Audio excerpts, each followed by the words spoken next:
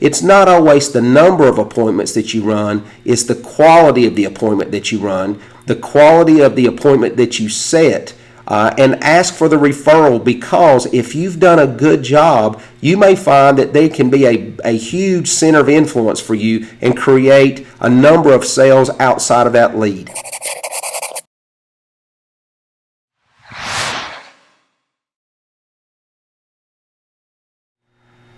Hi, this is Ronnie James with Tidewater Management Group. I wanted to come to you today just to offer you some words of encouragement. I know that this annual enrollment period has been different than anything I have personally experienced, and probably the same is true for you. We've had to make adjustments, and we've had to probably work harder than we've ever had to work to meet with and to enroll new members in some areas. As many of you know, working in this arena, we depend on leads, whether they be self-generated leads, whether they be mail-in leads, whatever the source may be. But I do work in direct mail. I have tried to send out leads to agents this year, and we ordered leads here at Tidewater, as we do every year. I wanted to be frank with you and let you know that lead returns in the Carolinas have been much lower than what we've seen in the past. And because of that, they're near and dear when you get them. And I want to give you a true example of what I've personally run into. I had an area that I thought would be a great place to drop some leads personally, and so I had a lead drop done. And the lead drop was done about 2 hours from my house.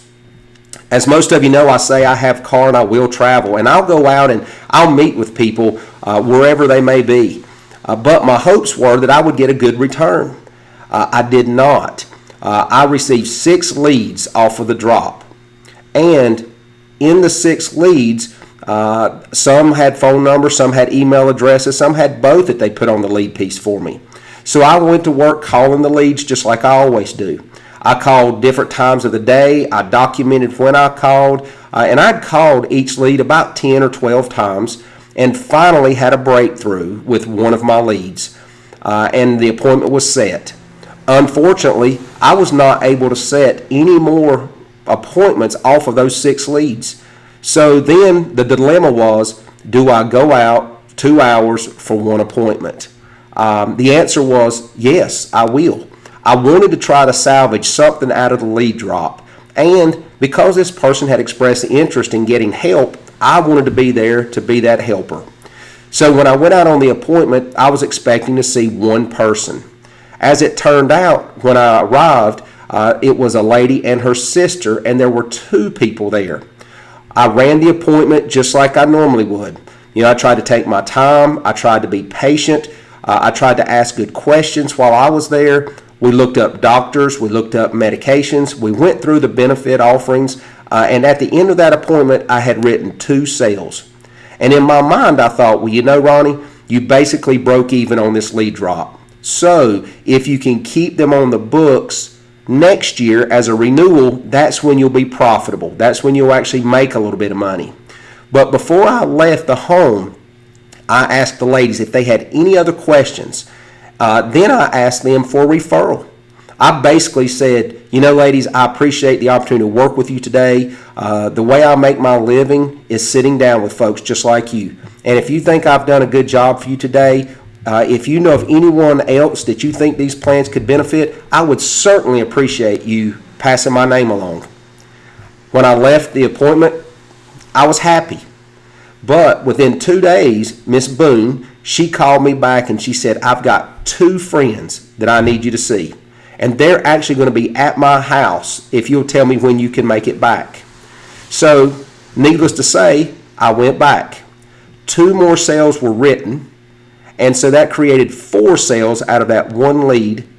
Then, since that time, she has called me again, and I'm getting ready to go back out again to write another friend. So in that 1 lead, it looks like I'm going to write a minimum of 5 applications. My point being is that when I looked at my leads, I had 6 leads and only 1 that looked like it was going to amount to anything. But if you do the averages of 6 leads and you receive 5 sales out of 6 leads, all of a sudden the numbers look much better.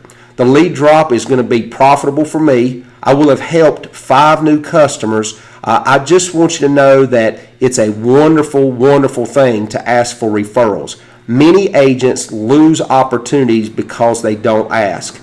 You know, the old saying, you have not because you ask not.